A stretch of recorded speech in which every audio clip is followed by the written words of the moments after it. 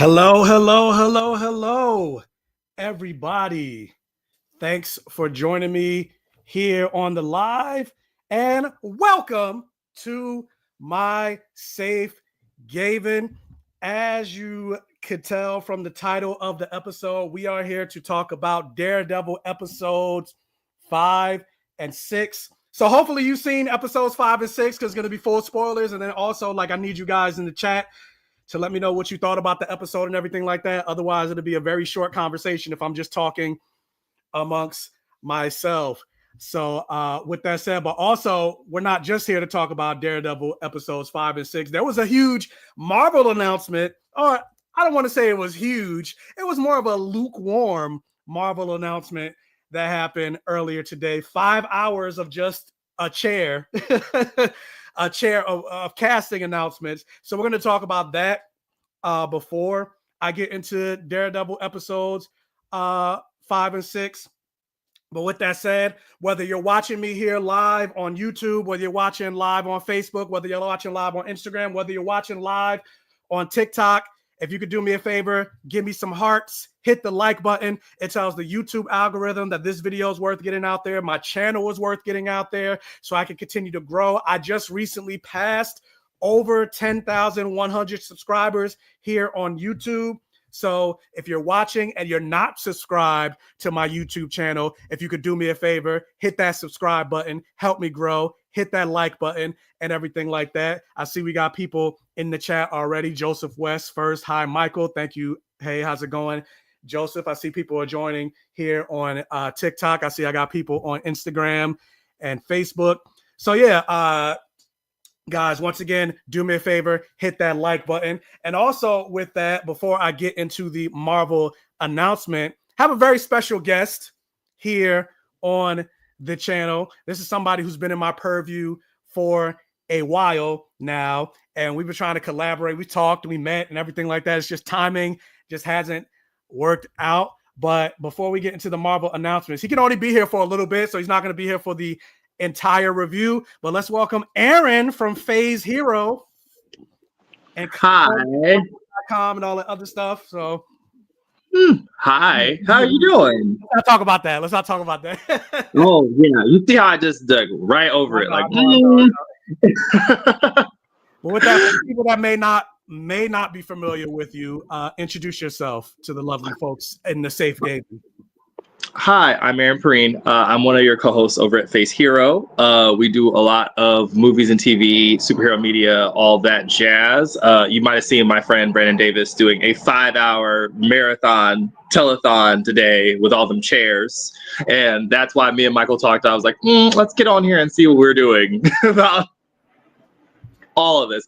So yeah, it's at Some Late Corner on across all platforms, and How to Watch Free TV on Instagram, our podcast I host about finding you something great to watch on a budget. That's me. All right, definitely. I'm gonna have to check that out. Find this, because sometimes I'll be like, I want to watch something, but I'm not paying $24 just to rent a movie for one day.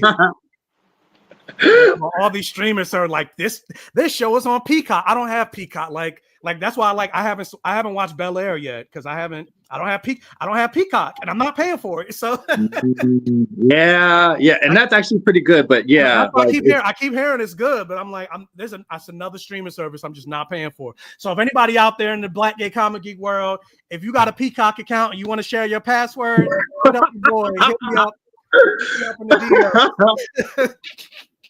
And then I can finally watch Bel Air. It's a wide world. There's other things, but yeah, someone please help him out. Like let him watch it. It's good. There's 3 seasons, I was saying. Yeah. And I think this next season is supposed to be the last season. Yeah. I mean, somebody on TikTok is like, you haven't watched Bel Air? I just said I don't have Peacock. So unless you're gonna pay for my Peacock account. We're accepting all donations to help him watch the show. Yeah, I'm not rich like some of the other influencers. Like you see oh, I just got a $10,000 brand deal. I wish. I wish, right. But we are open for business. Yeah, we are accepting donations. My Cash App is in the description and my link in my bio.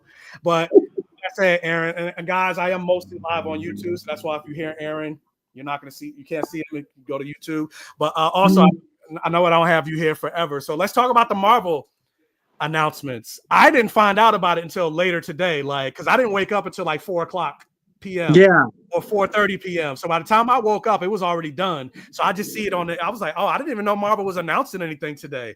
What did they announce? And I'm just like, oh, it's just chair. Like most of this, I'm like, I kind of suspected this already, but like they basically announced, for those of you that haven't seen the announcements, they just announced chairs of people that are going to be in actors that are going to be in, granted, I'm like downplaying it, but it's pretty significant, that are going to be in Avengers Doomsday. So you saw Anthony Mackie, you saw Florence Pugh, everybody from the Fantastic Four. So Vanessa Kirby, Joseph Quinn, what's his name? Bacharach, Ebon Moss-Bachrach, Pedro Pascal. You saw Simu Liu, Tenoch Huerta, who plays Namor, Wyatt Russell, John Walker, Paul Rudd, Sebastian Stan, et cetera, et cetera, et cetera. I'm not gonna go through all of it, but what did you think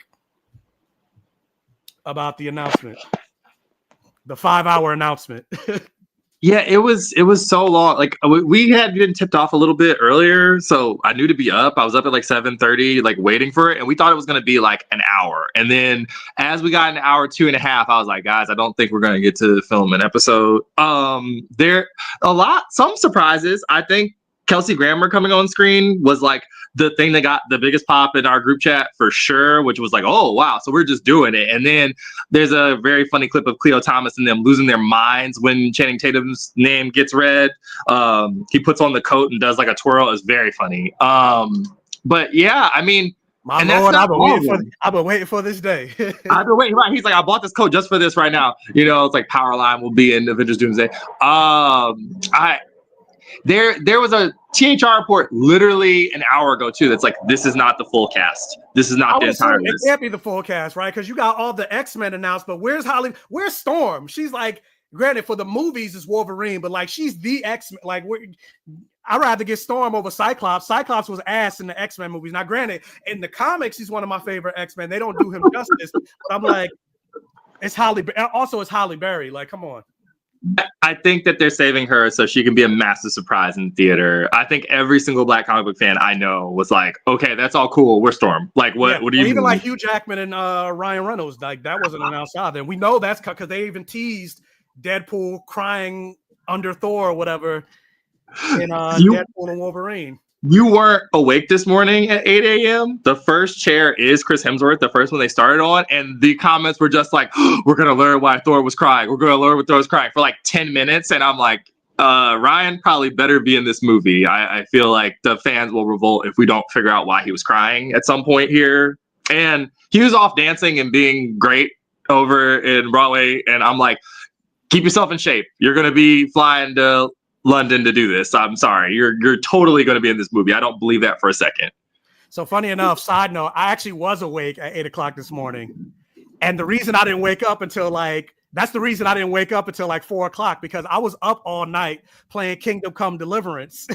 So I wasn't looking at my phone or anything like that. I was playing video games. And if you guys are gamers, I definitely recommend Kingdom Come Deliverance Part 1 and Part 2. Like, I'm obsessed with those games. Like, if you love Skyrim, it's basically Skyrim, but no magic. Like, there's so much to do, the open world. So I was up playing, and I was like, okay, it's almost 9 o'clock. I need to go to sleep. So, like, I had to, like, pry myself away from the game. I turned my phone off, and then I just went to sleep. And then my mother because my mother lives right upstairs from me. She came downstairs. She's the reason I woke up. Otherwise, I probably wouldn't even have made this live. I'd have probably still been asleep. And I woke me up. I was like, what time is it? It was like 4:30 or whatever. I was like, fuck. Missed all the chairs, missed all the announcements, all of us freaking out. And your mom's like, hey, are you up? I feel like you may want to get up for whatever's going on here. Like, I cooked if you want some food. And I was just like, yeah, thank you. I'm thinking nah, if she came down here, it's probably like 2 o'clock, maybe 1 o'clock. And then I was like, I used I was like, what? I don't want to say her name because then she's going to talk. The time is, I'm like, shut up. But I was like, what time is it? And it was like, the time is 4:30. I was like, God damn it. I slept all day. Well, whatever. I'm unemployed. That's what can happen. You can do that when you're unemployed. So I try to tell our other co-host Jamie Direct, you had to have structure. You had to figure out ways to get structure because she was pissed this morning. She thought it was gonna be 30 minutes. She woke up at 8. She's like, I go back to bed. I don't got nothing else to do today besides this. And I'm like, I feel like we should sit up and watch all the chairs just in case there's something we're not expecting. And then Kelsey Grammer happens and she's like, okay, justified waking up. Like completely that Patrick Stewart and Ian McKellen, like we were up for a reason. Yes. Well, yeah, somebody said on my TikTok that announcement was very what do you say? Very ostentatious, and I agree with that because like I would have been a little upset if I waited 5 hours just to get like a chair announcement of things that I'm like mostly like we already knew the Fantastic Four were going to be in this movie. We knew Anthony Mackie, Simu Liu, et cetera, and therefore it to be called Avengers Doomsday. I find it interesting that there weren't a lot of Avengers announcements. Like, I mean, we got Chris Evans, we got Anthony, but there was no Chris Evans. We didn't see Wanda. There was no Scarlet Witch. We didn't see Hawkeye. I feel like they're coming. Yes, yeah. I look at me trying to tap dance like I'm a cat on a hot plate. I don't know how to say certain. You know something? Is there something you know? Breaking news on the Black Gay Comic. I'm not gonna break any news, but I have reasonably. I'm like, I think that you're getting clues about what the plot of the movie is from some of those announcements too. Like the fact that all the Thunderbolts are in here except for Taskmaster. Oh yeah, no, they spoiled all of them. They spoiled the Thunderbolts movie. I was like, so we know this person's dead. Yeah, I'm like, oh, pour one out. Like, and it's funny. Everybody's pet theory lives. But then, like, Louis pulling me in there, and I'm like, what the heck happens at the end of Thunderbolts? Like, what is going on? Like, this is crazy. So that's nuts. That was just that. No Eternals. None. No Kit Harington. No nothing. No Mahershala. Nothing. Yeah, you get nothing. I'm like, what is going on with that? Especially like the T. We still haven't gotten a resolution to the T's of like the 10 rings. That post-credit scene. There was no Captain Marvel. There was no Hulks. That's more weird than anything else. That whole 10 rings thing.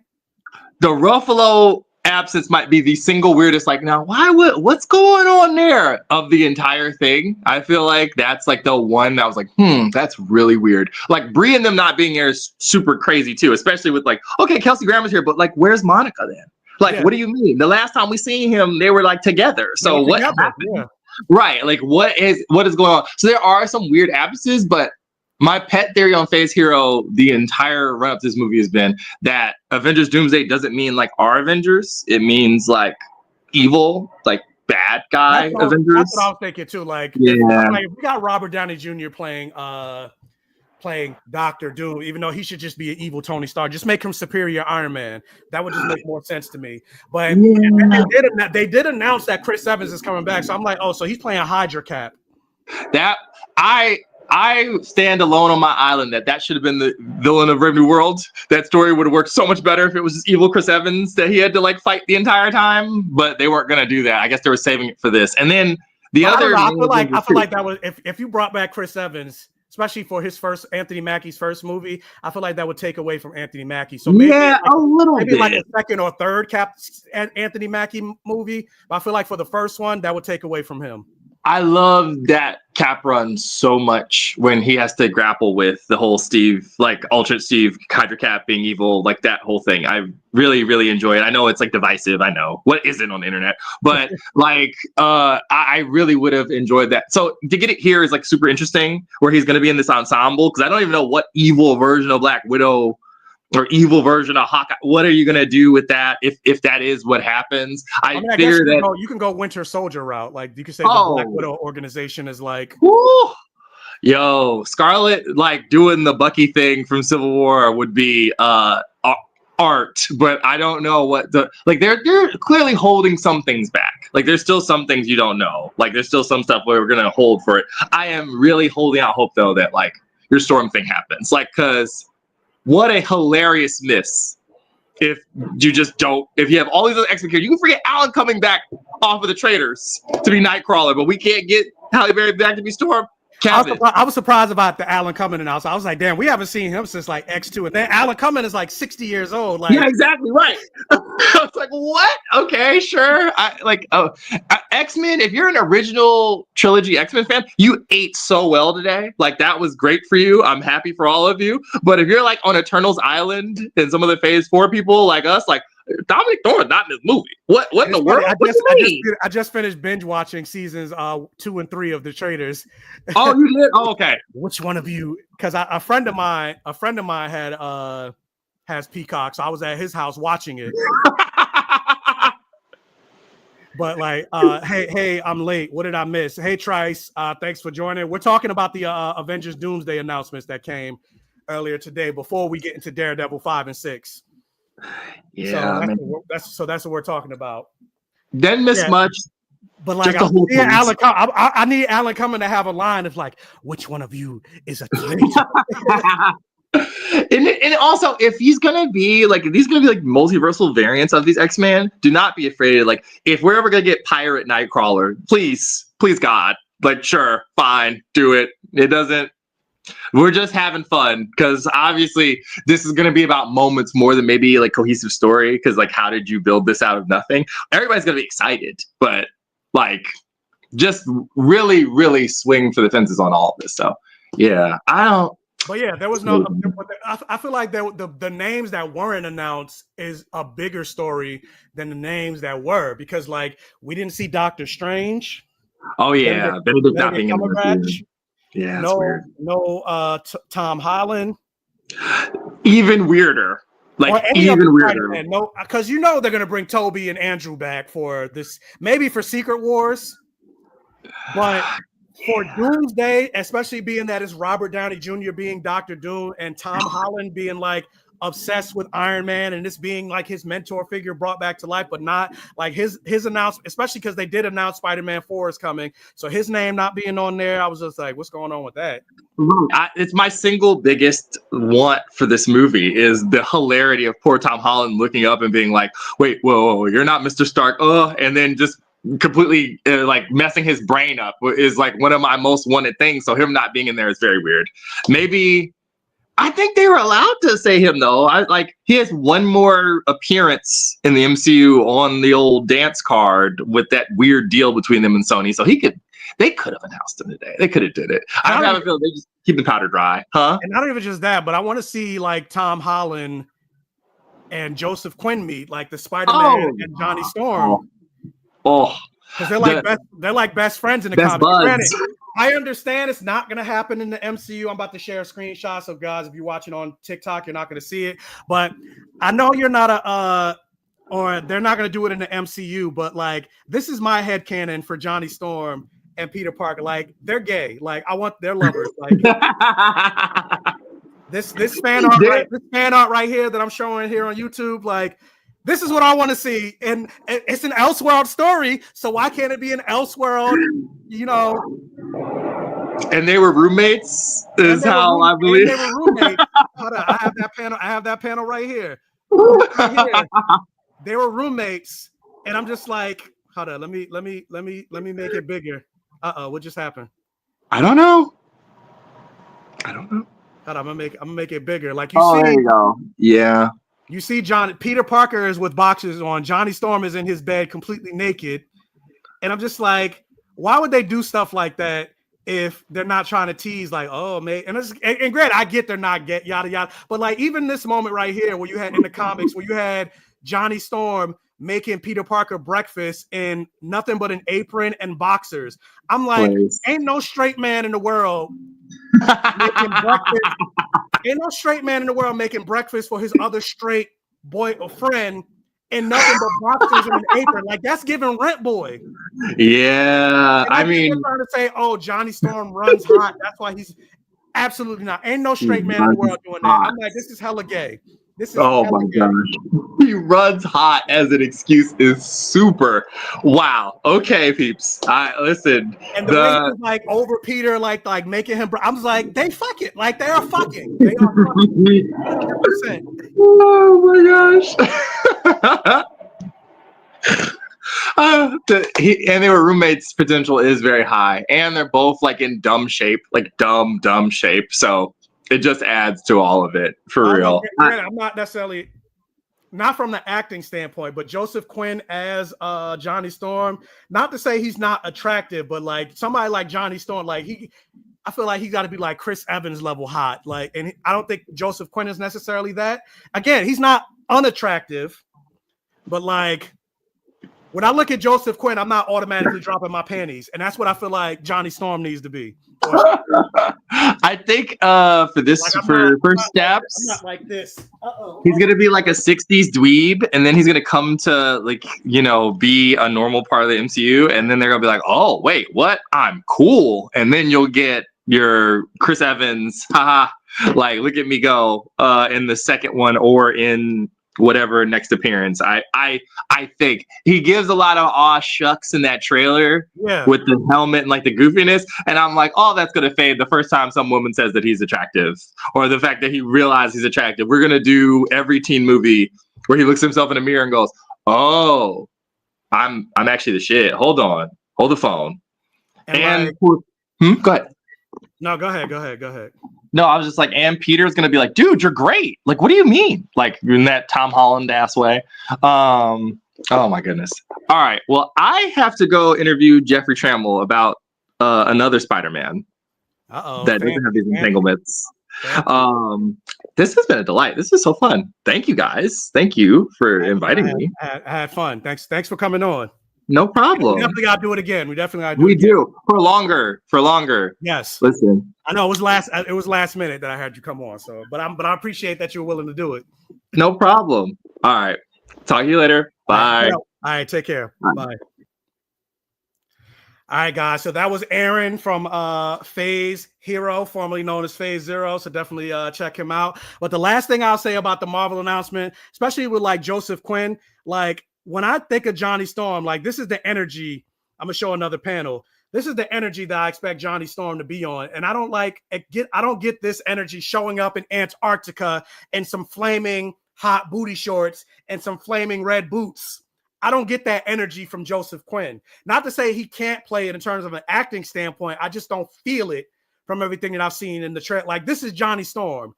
And this is what I want to see, him showing up in Antarctica with the abs and but I don't know, but we'll see. We'll see and then also like you can't tell me this is a gay, like this is every gay person during New York City Pride showing up as naked as possible. Like, I don't know, but yeah, but like I said, overall, last thing I'll say, I'm excited about the Avengers Doomsday news and everything like that. But also at the same time, I'm not excited because like I feel like we're just pulling from the same well again. Like we're getting all the Fox X-Men characters, and granted, it would be great to see them interact with like Robert Downey Jr., Hugh Jackman, interact with the Hulk and all of that other stuff. But at the same time, it's like I'm just ready for the new X-Men universe. I'm ready for the rebooted universe. I want to see new characters because we know these characters aren't going to go past maybe these two movies. So it's like I want to move past Halle Berry as Storm, James Marsden as Cyclops. Like I want the quote unquote real X-Men. So it's like I'm excited, but also I'm just like, we're doing this again. But we'll see. So that was the Marvel announcements. And so now we're going to get into Daredevil episodes 5 and 6. So again, we're talking full spoilers about Daredevil, and then also like Storm better be dark skinned.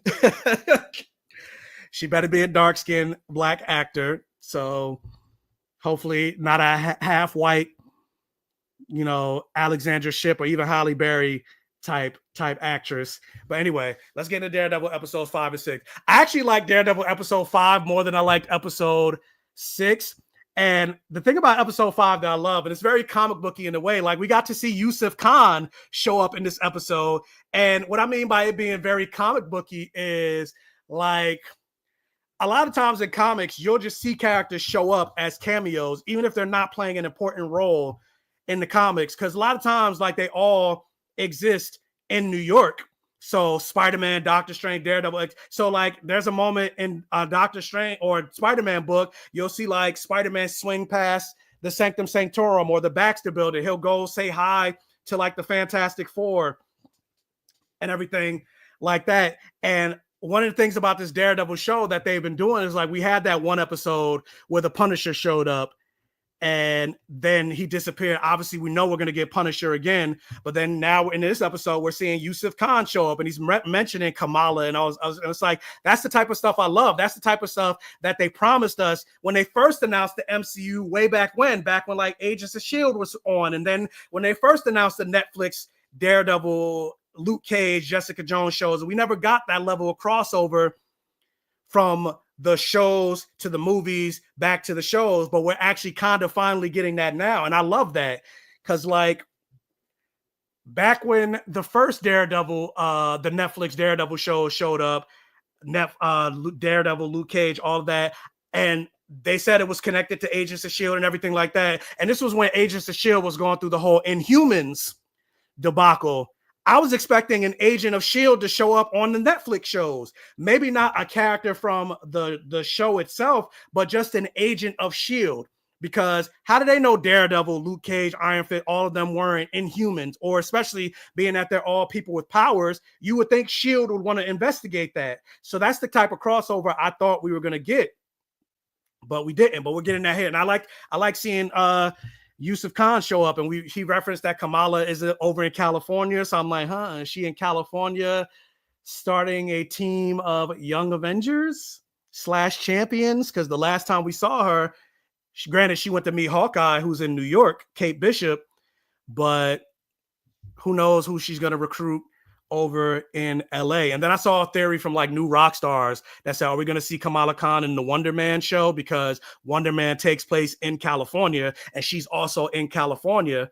So maybe, but I don't know what her connection would be, but who knows? Crossover. But with this episode, the thing I liked about this episode is it was purely like just a standalone episode. Like it didn't connect to any of what's going on in the greater universe. Well, actually, let me rephrase. So I both liked and disliked this episode because it was a pure standalone episode. So let me get into the dislike first because it's minuscule. But I feel like if you're going to do a standalone episode, because there's only like, 8 or 9 episodes this season, standalone episodes only work if you have like 13, 14, 15, 16 episodes. Like we already got episode 6. We only have like 2 or 3 episodes left. We're basically almost done with the season. So for you to do a standalone episode that doesn't connect to anything, I'm just like, we don't got time for this. Like, we need to move on. We're almost done with the season. So like, let's move on. So like, if we were getting, because originally this show was going to be like 18, 19 episodes. So I feel like this might have been a episode that connected to that when it was going to be 19 episodes. But being that we don't have the 19 episodes, I'm like, we don't have time for this standalone episode. So that's my one minor critique about this episode. But the thing I loved about this episode is we still got to see Matt Murdock be Daredevil without even really putting on the Daredevil episode. Like it was just purely a bank heist episode, and it was fun. Hold on. What did Ramon say? I thought it was standalone until I realized it dealt with a gang war problem that's been going on. I mean, yeah, in that sense, like it even connected to like Hawkeye with like the Irish gang, the tracksuit mafia, and then everything that's going on with Kingpin and trying to reel in the Irish gangs. Like, yeah, it connected in that. I was about to say aspect. What accent was that? That aspect. I went full like old white woman from like the 80s. But like, so yeah, it connected in that aspect, but it was still somewhat a standalone episode. It didn't connect to everything that's going on with like Kingpin running for mayor or everything that's going on with Muse, because it seems like Muse is the main threat in this season. But like I thought it was a fun episode, and getting to see like Daredevil connect with Yusuf Khan, and this also like if this was an Irish accent, it was a terrible Irish accent. But like it tells me that I feel like Kamala and Daredevil are gonna interact at some point, because they brought her up a lot. Like even having the Kamala Funko Pop, which is actually a real life Funko Pop. So if you guys saw that Funko Pop and you liked it, you can get it. It is real. It's not something that they just made for the MCU. But Daredevil and Kamala are definitely going to connect at some point, because he even references like, I represent people and their fathers and their sons or their daughters. So I'm like, is Kamala, especially with everything that's going on with, granted, she takes place in Jersey City, but especially with everything that's going on with Fisk, like outlawing vigilantes, and most of the superheroes and activity takes place in New York. So Kamala is going to show up in New York at some point.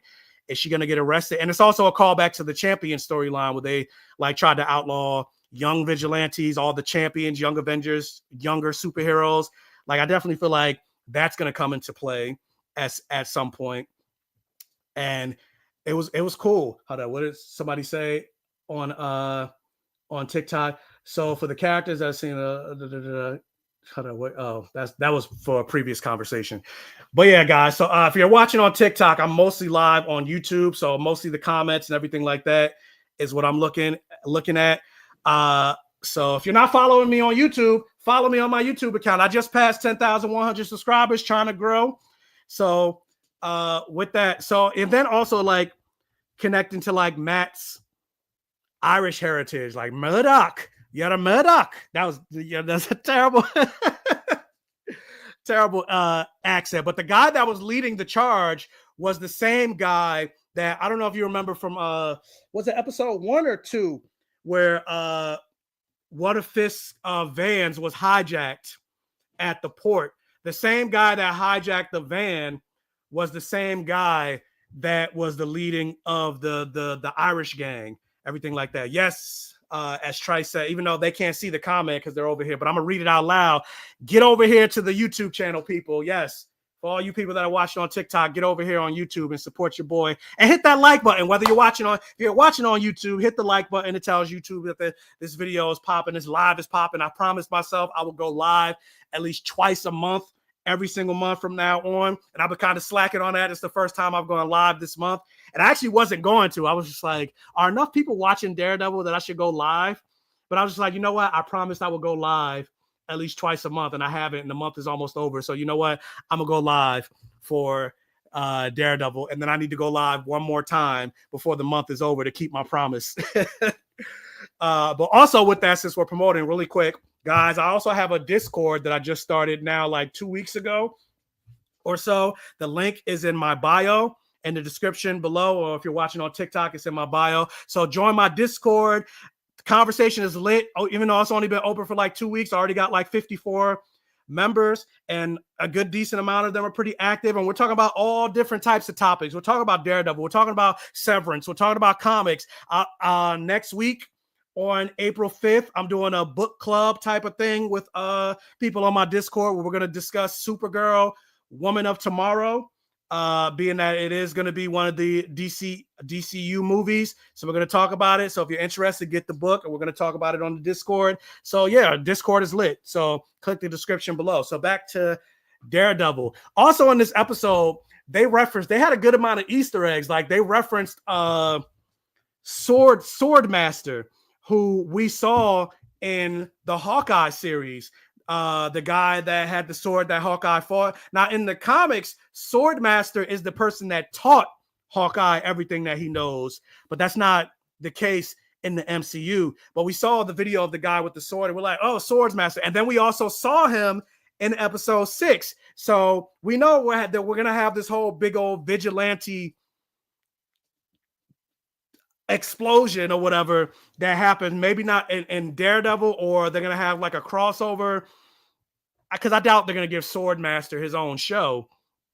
But I want to see like Spider-Man. Granted, it would be too big of a character to show up, but since we're doing this whole vigilante operation out of New York, Spider-Man has to be involved, right? He has to be, because who's one of the biggest vigilantes in New York? And Kingpin referenced Spider-Man in one of the episodes. And then when you think about your friendly neighborhood Spider-Man, Daredevil showed up in an episode. So like, granted, it might be too much to get Tom Holland to show up, but they could just have like a CGI Spider and have Tom Holland as the voice. Maybe even not as in full episode, but like swinging in the background or something. They have to have Spider-Man show up. They have to. Like, it would make no sense for him not to. NYC streets are getting outlandish when Swordwood and Zorro types start running around. I mean, yeah, there's a lot of vigilantes in New York. And the thing I liked about and the thing I like about Daredevil specifically and what they're doing, which I didn't suspect them to do in especially Disney and the MCU, is they're really diving into like how corrupt the police force is and how like vigilantes are needed. And I would say in the real world too, because who's gonna hold the cops accountable? Part of the reason that like people are afraid of somebody like a Daredevil, a White Tiger, and everything like that is because they're the ones that are keeping the cops accountable. When cops are doing some fuck shit, it's people like a Daredevil, like a White Tiger, a Sword Master going after the corrupt police. They don't like to be held accountable. Like in the real world, we need people, imagine if we had, real life superheroes when like the whole George Floyd thing was going on, Tamir Rice, all of that, like a lot of those deaths would have been prevented. And when you also think about that, like a lot of those cops got off. They weren't arrested, or they spent like maybe a year in jail, or they got fired from one precinct, but then they went to another precinct and got rehired. We need somebody to break just like Daredevil broke that Irish cop. And granted, they never said if he was a real cop, but like after he robbed the bank, he came out as a cop. Now they didn't say if he was a real cop or if he just had a cop costume, but I'm gonna go out on a limb and say he was a real cop. Just like Daredevil broke his leg, I'm like spitting, but just like Daredevil broke his leg at the end, we need somebody to break some damn cops' legs because they need to be held accountable. But yeah, I love that they're diving into the corruption of it. And that's something I wasn't expecting that we would get from a Daredevil show. Again, not even just Daredevil, but a Disney show. Like even when they went into like when you think about last week's episode with a guy, I can't think of his name, Leonard Bradford or whatever, the black guy that stole the candy corn or whatever he stole. But he was just like, the city rather spend 5 times as much locking me up than spend less money just to feed me. So of course I'm gonna, Leroy. There we go. Leroy Bradford, I think is his name. But it's like that was a very salient point, and again, a point that I was never expecting them to touch on in a Daredevil superhero series. It's like when you think about real life, it is way cheaper to house and feed the poor than it is to lock them up. Like we spend way more on private industrial prisons than to take care of people. And it's like, because at the end of the day, it's enriching people's pockets. So like, I was just like, wow, they're like, granted, they're not going as deep as they could go, but they're going way deeper than I thought they would. And so this was a fun episode. And then also like, what was this? This is episode 5. We're basically past the halfway point at this point. Even though I was really appreciating a lot of the courtroom drama in Daredevil, I was ready for some hands to be thrown. I was ready for some action to happen because like the only real action scene that we got was like the fight between Bullseye and Matt, and then also when he fought the cops in episode 2. And I'm like, granted, it's a Daredevil show. I'm ready for some more Daredevil action. Now, granted, Matt Murdock is Daredevil. And so like I said, I loved all the courtroom drama, but I was just like, I'm ready for some hands to be thrown. And so we got some of that in this episode with him being Daredevil without being Daredevil. So that's also the thing that I loved about this episode. We got to see more of the superheroic action in this episode. And then we got to see more of it show up and him actually put on the costume in episode 6. Now, with that said, somebody just asked me, where do I live? I live in New Jersey. Why?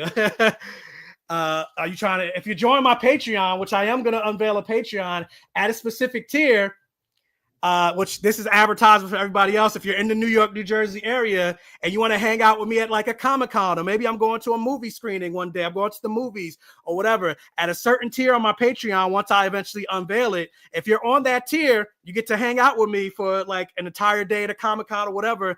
And like, you'll be my buddy, or we can go to the movies or whatever, or movie day within reason, of course, because it's not like OnlyFans. I'm not like an escort. So we ain't like fucking at the end of the day. So keep that in mind. But I will be unveiling a Patreon. It was supposed to been unveiled, but one of my main pieces of content, I'm fighting with YouTube right now So one of the series, this is a pause for like Daredevil, but one of the series that I plan on unveiling on my Patreon is called Shit Michael Hasn't Seen but Owns on Blu-ray. So there's a bunch of movies that I own. I mean, it's basically self-explanatory, but there's a bunch of movies that I own on Blu-ray that I just haven't watched yet. Like, for example, Django Unchained. Never saw it, even though I have it right here. So on my Patreon channel, I'm recording myself watching a movie and reacting to it for the very first time. So the first movie that I recorded was Alien, 1979, with Sigourney Weaver. I have the entire trilogy, Aliens, and Alien 3. Never seen any of them, but I did see Alien Romulus. So my first like Alien movie was Alien Romulus, which I got this little penis-shaped popcorn bucket. They gave us that, and they gave us a face hugger. And so I asked on my Discord, which movie should I react to, Alien or Snowpiercer? Alien, Snowpiercer, or Edge of Tomorrow. Those are 3 movies that I own that I haven't gotten. And Alien and Snowpiercer tied on my Discord. But I decided to do Alien first because I'm like, well, that's a classic. That inspired a lot of things that came after it. So let me watch Alien. So I did a full reaction video of that, and then I uploaded it, and then I was gonna like make clips and then announce it as like, hey guys, I finally got a Patreon. Here's episode 1 and some behind the scenes clips, and there's other content that's gonna go on the Patreon. But YouTube blocked the video for copyright, even though that should be allowed under fair use because I'm reviewing, commentating, and my face is on screen the entire time. So I'm waiting for YouTube to hopefully approve the video. But yeah, so I'm fighting with everything. So hopefully that goes through because that's like my main content, my main thing that I'm trying to advertise on my Patreon. But be on the lookout for that. I am advertising Patreon. Your boy is trying to offer some exclusive behind the scenes content. Again, not only fans behind the scenes content, but like there's things of like me at the Daredevil red carpet. There's clips of other clips of, behind the scenes stuff. I've released a video of like how I make YouTube content, edit, and all that stuff. That's going to all be on there. If you want to have a half-hour conversation, just me and you, that's a tier on Patreon. If there's something that I haven't reviewed or talked about, or a deep dive that I haven't talked about that you want me to talk about or you want my opinion on, that's a tier on my Patreon. So that's all going to be announced soon. Hopefully that video goes up. But anyway, back to Daredevil. So what I said, so this episode, we got to see more of the action aspect. And then with episode 6, we fully got to see him embrace, like we got to see the Daredevil costume. Now, I will say, even though episode 6 was longer than episode 5, episode 6 to me felt a little rushed. I liked episode 6, but like, especially when you got to the whole Muse thing, like it just felt very undercooked. Like the whole fight, like especially because like Angela Ayala, the little girl, the niece of Hector Ayala, they're showing her a lot. So I'm just like, are they going to tease that she's going to take on the White Tiger mantle? So for those of you that don't know the comics, this might be a spoiler, but it might not be because who knows if they're going to go that route because she's a little young. But Angela, well, they call her Angela Ayala in the show, but her name is Angela Del Toro. In the comics, she's the niece of Hector Ayala, and in the comics, after Hector dies, she takes on the mantle of White Tiger. But in the comics, she's way older. She's like in her 20s. So I was just like, it's kind of weird that they had her be young, but she could be a young White Tiger. She might end up joining the Young Avengers. Why am I pointing behind me like they're behind me? But it's because I have a toy shelf of like Young Avengers and Champions. But like, I'm like, are they going to tease that she's going to take, especially when she was like, if you want something done, you got to do it yourself or whatever. And then she went to the subway. But like when she went to that subway and Daredevil found her like instantly, I was just like, how did he find her so quick? That was quick. That was rushed. And then the fight with Muse and everything like that. Like that, I felt like I just felt like the whole thing just felt rushed. That's my opinion. That's how I felt about episode 6. But I still enjoyed it. As far as Muse, so I don't know a whole lot about Muse because out of Daredevil, I don't read a lot of Daredevil comics. I don't know a lot about Daredevil, and Muse is a fairly recent character that showed up in comics. The majority of my knowledge, like I read a lot of Spider-Man and X-Men, so I know a lot about Spider-Man and X-Men, but as far as Daredevil, but Muse is basically a serial killer, a vigilante serial killer, kind of like what they said. He uses his victim's blood as murals. He was created by Charles Soule. I think his character debuted in 2015. So in the 2015 run of Daredevil. So that's really all I know about the Muse character. I don't really know a whole lot about her. I just know he's a villain.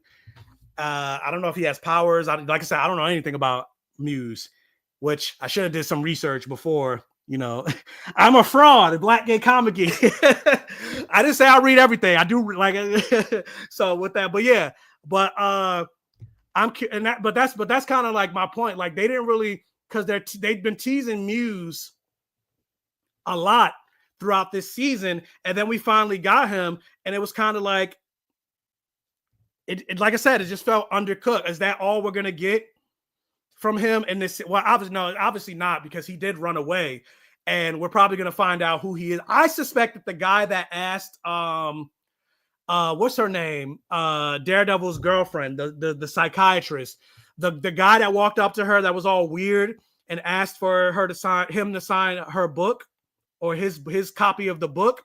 I think that's going to be Muse. Granted, he was like mad skinny, and for him to fight Matt Murdock like that, I'm like, but you know, it's television. So I definitely feel like that's him. So we're gonna see more of him probably in episode 7, and maybe find out like his backstory and all that. What is this? What about Mike who cheese Harry? I don't know what that means. Somebody said that on TikTok. What about Mike who cheese Harry? Yeah, I don't know what that means. But anyway, but again, there's only 8 or 9 episodes of this season. So we're pretty much almost done with the season, especially being that they dropped 2 episodes in one week. I feel like, going back to what I said before, being that episode 5 was that standalone episode, I'm just like, we don't have time for this, because like the Muse character is very like we should be getting more of him. We should be learning more of him. We should, by this point in the season, being that it's almost done, we should already know who his character is behind the mask. We should know what his motivation is. But although I thought that episode, that moment was funny, which I do know this is a reference from the comic. The 2 girls that saw him, it was just like, hey, can we get a selfie or whatever? And I was just like, this is very real life. People, like, even when you think about like the craze with like Luigi Mangione, of everybody lusting over him and everything like that. Like there's rumors that he has like a sex tape out, and people are looking for his sex tape and all other stuff, but like free Luigi. Granted, I'm on the free Luigi train too, because like you shot a healthcare CEO, especially United, who's known for denying people healthcare. Granted, I'm not for violence and everything like that, but at the same time, like, am I though? allegedly. But, and plus Luigi is kind of hot. I'm like, it's probably thick too. But anyway, but he is like Joseph's typical New Yorkers. And then also like, they don't know that he's a criminal. So like all they know is that he's a graffiti artist. And especially when you look at like New York, graffiti is big in New York. So I don't blame them for like wanting to get a selfie with him, because they didn't know he was a murderer. They just see he's a graffiti artist that makes, and you look at like the art is damn good. So if I ran into somebody that was a graffiti artist, I'd probably want to take a picture too. And yes, chubby leopard, he's allegedly very fine. I agree. So if anybody has a link to that video, like hit your boy up, like send it to me in them DMs. Because rumor is he's also, they say he's bi, so maybe I might have a chance for Luigi, free Luigi. But no, but I definitely feel like that's gonna be the case. He's probably gonna go after her next, especially because he already knows who she is. Granted, he doesn't know that she's Matt Murdock's girlfriend or who Matt Murdock is. But I definitely feel like that's going to be a thing. And getting to the Kingpin aspect of this episode, like I thought it was an interesting dichotomy and juxtaposition when we saw Kingpin beating up Adam, I think that's his name, and then we saw Matt Murdock, Daredevil, beating up Muse. And the way I took that is them basically just coming to terms with who they really are. Because we see Kingpin fighting a lot with regards to the idea of like politics, and like he's used to getting his way, and then he's used to getting his way when he wants it, how he wants it, and immediately. Like if he's like, go kill this person, somebody's going to go do it like right then and there, or they're going to have to deal with him. But then when you got the Sheila chick, every time he's trying to do something, Sheila's like, well, we can't do it this way because we got to do this. We got to do this. We got to go through red tape and all this other stuff. And it also kind of made me frustrated because like it kind of goes to show you, even in politics in real life, why people can't seem to get shit done. It's like, Sheila, you keep telling me why I can't do something. Tell me why I can do something. Like, I would have fired her at this point. Like, granted, I guess she has experience and all the other stuff, but I'm just like, you keep telling me why I can't do something. Tell me why I can do something. Like, I don't want to hear your can'ts. And so I feel like that's frustrating him a lot because he has to go through all these protocols that he never had to go through before because he was always the top dog, and then always having to go through things by the book. And I also feel like that's going to be, especially when you get to like Wilson and Vanessa being in couples therapy, I feel like all of this mayoral stuff is going to be the reason why Vanessa maybe not leaves Wilson, but their marital problems continues, because Vanessa, when she found out that he was the Kingpin in like the Netflix series, she basically kind of like fell in love with him even more. She's in love with like that version of Wilson. She loves the brutal Wilson. She loves the like criminal element of Wilson Fisk. And when he left to go gallivant over in the Echo series, when she took over, she was living. I feel like Vanessa is going to end up being a bigger Kingpin than Kingpin. I feel like she's going to be a problem. Maybe not in this season, but I think in the next season of Daredevil, are they going to call it Daredevil Born Again season 2? Because technically this is like Daredevil season 4. They say it's a reboot, but like for the most part, if you haven't watched the Netflix series, none of this stuff is going to make sense to you. So like when they killed Foggy in episode 1, it's not going to matter to you if you hadn't seen the 3 seasons of Netflix. So I saw some people like, oh, you can watch this without having watched the Netflix show. And I'm like, I guess you can, but like, no. Because like half the references they make in this series are from the Netflix 3 seasons. So like, I feel like Vanessa is going to end up being a bigger Kingpin than Kingpin. And then maybe in like the next season or by the end of this season, I would say probably next season, Matt and Fisk are probably going to have to team up to stop Vanessa. Vanessa is going to be a problem. But yeah, like Chubby, she loves a thug, most definitely. And who's the biggest thug? Fisk. And so, but yeah, Fisk getting that weight back up. Yeah, when that suit ripped, and he was just, I guess I'm like, fat Kingpin is coming back. And so seeing him beat up Adam, and poor Adam, like that was him going back to who he truly is. And same with Matt taking out, both fighting the Irish guy and breaking his leg. I was just like, when Matt fights and like the level of brutality that he deals with his victims, I was like, damn, who puts more people in the hospital, Daredevil or Batman? Because we know Batman loves breaking people's legs, necks, putting mad people in the hospital. And so does Matt. I'm just like, God damn, like, who's worse, Daredevil or Batman? Because Batman is known for dropping people off the roof too. Granted, when Daredevil threw Bullseye off the roof, he was hoping that motherfucker would be dead. But who knows? But like, that's him, doing what he feels he has to do. That's him. He's about to kill him. He's about to, like, he basically hung him on his batons. It's about to choke him out. But it was only because he heard Angela's heart stopping, just like a callback to Foggy, her heart slowing down. That's the only reason he let him go. Otherwise, he would have choked that nigga, like he would have choked his ass to death. Which I'm just like, Matt is a murder. He's basically becoming the Punisher. He's becoming Frank Castle. The same thing that he tried to stop in season 2 of Daredevil, saying, oh, there's always another way. There's always another way to stop them. He's almost kind of realizing, like, no, I got to kill these motherfuckers. Like, these people are beyond reproach. Sometimes people have to die. And it's almost like he's slowly coming to that realization. And it's like, Yeah, I agree. Like, how many people has, like, going back to Batman, how many people has Batman, Bruce Wayne, allowed to be murdered and unalive because he just won't take out the Joker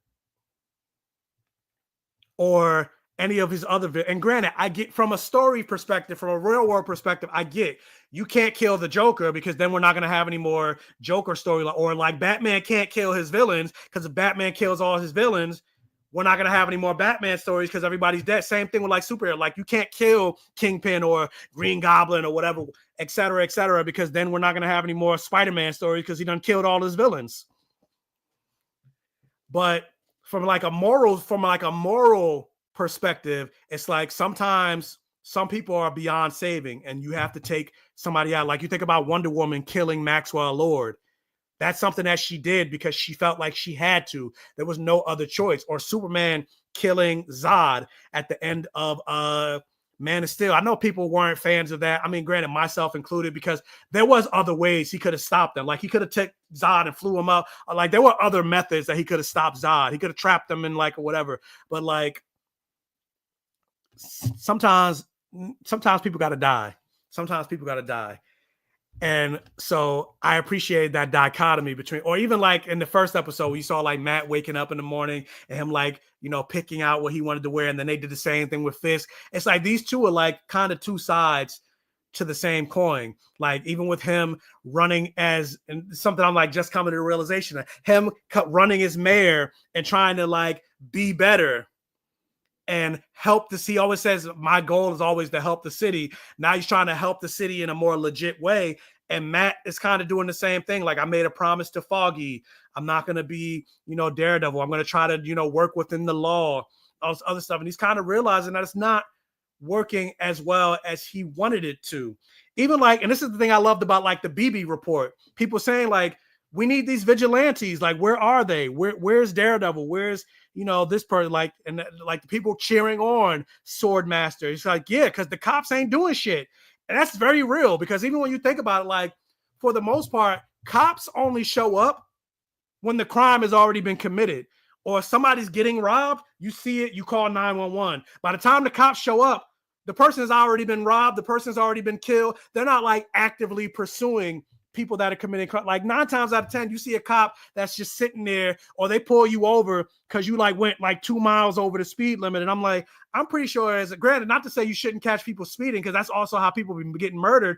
But I'll be like, y'all really ain't got nothing better to do. Like I remember a friend of mine got a ticket or stopped by the cops because we came from like a party or whatever. And so she had a White Claw in her hand and it was almost done. And she was about to throw it away. And a cop stopped her, gave her a ticket in the middle of the street because she was drinking a White Claw. And I'm just like, I'm pretty sure somebody's getting murdered right now. Y'all doing some just bullshit just to increase your revenue. Because like, that's really what it boils down to. You're giving her a ticket so she has to pay it so you can like get more money in your pocket. And it's like, cops are meant to serve and protect. Serve and protect. They're supposed to work for us.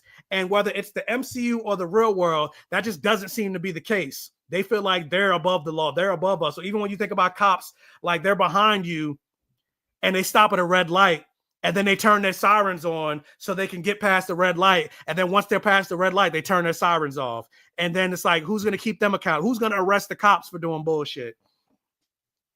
But that's my whole like rant about that. But it all correlates. Like, people are like, oh, why are you bringing politics into this? Like, this whole show is about politics. All these X-Men is about minority. Like, all of this shit is about art is inherently political. And if you can't see that, like, you're blind. Like, critical thinking is in the toilet. But yeah, but I enjoyed this episode. Like, finding out, even like the moment was like where Fisk was like, the fact that, going back to what I was saying, like cops find out when it's too late, the fact that this man has killed over 60 plus people. And it wasn't until a sanitation worker like found out about the when they tried to get rid of the mural, that they found out that the stuff was from blood and not, you know, actual paint or whatever. Even though most of the people that he killed were already reported missing, or, you know, and like, you know, but you don't see the cops investigating all those missing persons reports and everything like that. Like, if they were actively investigating all those missing people, they could have probably found out that, you know, they connected to Muse somehow, but they didn't. Which kind of goes to like Wilson's point. He's like hiring all these like corrupt cops, but that's also him being the kingpin, right? Hiring all these corrupt cops to be on his side because he's getting like more loyalists, more people that he can control because they all have rap sheets behind them. So he feels like he can control them. And then it also is kind of like a juxtaposition again to the real world of like cops getting more and more, because he even said like this task force is going to have more power. They're going to have special powers and abilities, not like superhero powers, but like cop powers to do things that regular cops won't be able to do. You think about the real world, it's the same thing with like certain cops, like they get like military equipment and all those other things and privileges that other cops aren't able to do. I'm just like, this is all correlation and parallels to the real world. How do you feel with the showrunner comparing the series to the Penguin series? In some ways, it's kind of, my live just ended on TikTok. What just happened? Oh, there we go. Oh yeah, because TikTok only lets you go live for like an hour at a time. So it just reset my live.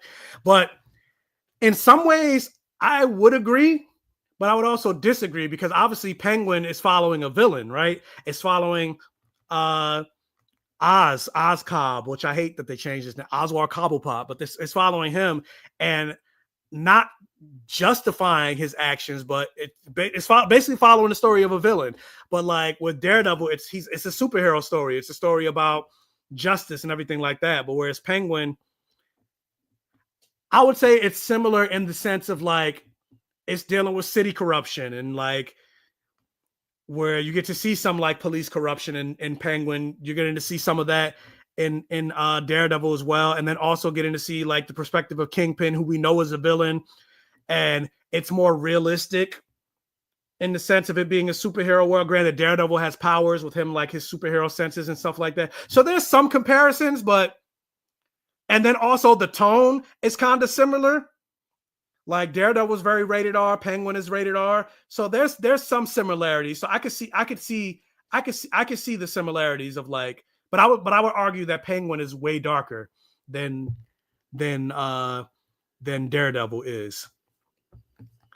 So but yeah, I can go on rants every day about politics. I can too. Like sometimes I just be talking to Chat GPT. I just be like, Chat GPT, tell me how we can just provide universal health care, bring American infrastructure to an A+, give everybody a UBI, tuition-free college and everything like that without breaking the American bank. Like I just be having conversations like that, and like it's like all of this is possible, but it's just like we're not doing it. But anyway, I enjoyed those 2 episodes. That's I don't really have much else to say about that. Like, you know. But I do feel like I feel bad for Adam. Justice for Adam. I was hoping, granted, obviously we knew it wasn't going to happen, but I was hoping Adam would have beat up Kingpin and got out. I don't think the end result for Adam is going to be good. Like I think Adam is going to end up dying or whatever. But he put up as good of a fight as he could, but that was the end of that. So yeah, justice for Adam. But yeah, I really enjoyed these 2 episodes of Daredevil Born Again. I was surprised that we got 2 episodes. I didn't know we were gonna get 2 episodes of Daredevil. Definitely not Adam Warlock, but Adam Vanessa's fling, her boyfriend. I thought Fist was gonna chop off his hands because Vanessa liked those hands. I thought it was gonna end brutally for Adam too. Like I thought, especially with him giving him an axe, I thought he was gonna kill him. But maybe that's for next time. Cause she even talked about like his hands. I was like, she's not over it. She's not over it. And granted, Wilson Fisk doesn't strike me as somebody that's gonna give Vanessa multiple orgasms, but I guess Adam was. But yeah, no, Adam ain't gonna make it. Adam's not gonna make it. But yeah, I love that he brought the suit back. And yeah, these two episodes are fun. I'm really enjoying Daredevil Born Again. I know there are a lot of people that aren't enjoying this series, and they're saying it's not as good as the Netflix series. And granted, obviously the Netflix series was great. The Netflix series was perfect on all cylinders, but I still think this show maybe not as good. It doesn't look as good. There's certain like CGI elements of him like swinging through the city, or even like when Bullseye threw like the canister into the bar, like certain moments like that. You didn't really see that level of like cheesy CGI in the Netflix series, but I still think this show is on par. Again, it's my opinion, but this show is on par with the Netflix series. Like, I think it's pretty good. Like, it's just as dark, and everything like that. Like, I'm enjoying it. And granted, obviously, there's some people that also have criticisms with like, this is another moment of like a Daredevil show, and we're not getting a lot of Daredevil, but I'm also appreciating a lot of the courtroom drama that we're getting on the show. One thing that we didn't get in the original series, like we knew Matt was a lawyer, and there were certain moments that we saw him in court, but then in this series, we're getting a lot more of Matt being in court, and I'm appreciating that. But yeah, like I said, I'm ready for the Daredevil aspect. So I'm appreciating now that we're getting into the later half of the season that we're getting it. So, but yeah, I'm enjoying. I think this season of Daredevil so far is flames, as the kids would say. So I'm appreciating it. I wish, like I said, I wish we got to see, or we're getting to see more Muse. That we get to see more Muse cook, because like I said, I felt like this episode was rushed, especially like once Angela got caught and Daredevil instantly found where I'm like, how did he find her so quickly? Like they didn't see a moment of him like listening, tracking. I was like, there's no way especially with it being in the subway. Obviously, with his senses are going to be like distorted from the train going back and forth. So I was just like, how was he able to find her? Because the show dictated that it needed to find her, because he already stuck the blood thing in her body and she was about to die. So it's just like, that was convenient. Like that was convenient for the plot. And for the most part, I never felt that throughout this show, of them doing stuff just for the plot. But this episode, it felt that way. Like, all right, we got to throw Muse in here, and we got to have a moment where Daredevil saves Angela. So let's have him just find her. It was just like, all right, that was convenient. And then also, like when Muse was fighting Daredevil and throwing hands, I was like, where he learn how to fight like that? Like, come on, like, how's he throwing hands like Daredevil learned from like ninjas, stick and everything like that? Like, how is he throwing hands like that? I was just like, all right, that's convenient. So like, even though there were moments like that of convenience throughout the episode, I still enjoyed the episode, and I do want to learn more about Muse. So with that said, what did you guys think about these two episodes of Daredevil? Again, if you're watching live, hit the like button. If you're watching the live stream later on, hit the like button. But yeah, I can't wait to see more about the episode. And if you joined late, earlier today, I talked about the Avengers announcements that happened, the casting and everything like that. So you can check the replay of that. And yeah, that's pretty much all I got to say about that. Last thing. So they're never showing. No, I don't think Karen is going to be in this season. I think Karen is going to show up. They already announced that, which I don't know. Maybe Foggy's coming back, or maybe they're going to do flashback. But they announced that Foggy and Karen are coming back for next season. How that's going to happen? I mean, granted, there is a comic book storyline that Foggy faked his death. So maybe they're going to go that route, but I'm like, how's it going to work with that? Is he going to say like Bullseye and Foggy are working together? I don't know how that's going to play about, but they announced, which I thought was stupid, because that kind of like spoils the next season, that Foggy's coming back. But yeah, they announced that Foggy and Karen are coming back for the next season. But I don't think we're going to see Karen at all this season. Maybe at the last episode of the season. But yeah, we're not going to get any more Karen. But with that said, so yeah, that's all I have to talk about on the live. So hopefully you enjoyed it, and I got to go live one more time to keep my promise for going live twice this month. So who knows when I'm gonna go live again and what episode I'm gonna go live with. But yeah, hopefully you enjoy it, and I'm out.